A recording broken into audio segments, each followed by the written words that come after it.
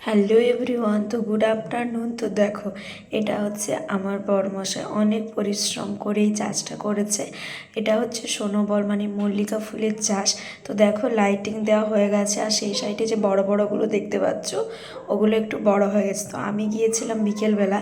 তো আমাদের এখানে এই জমিনটাতে আলু লাগানো হয়েছে, তারই সাইডে কিছু জায়গা ফাঁক ছিল, সেই কারণে আমি ওলকপি, ফুলকপি, বাঁধাকপি, তারপরে হচ্ছে যে বিভিন্ন রকমের সবজি, পালং, গাজর, এই সমস্ত কিছু, ধনে, পেঁয়াজ সমস্ত কিছু লাগাতে গিয়েছিলাম।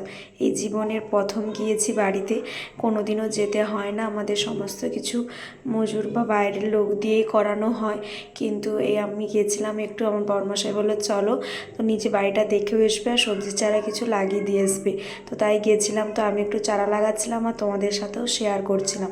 তো যেই চারাটা লাগাচ্ছিলাম ওটা হচ্ছে যে ওলকপি চারা। তো টমেটো চারা, ওলকপি সমস্ত শাকসবজি লাগানো হয়েছে।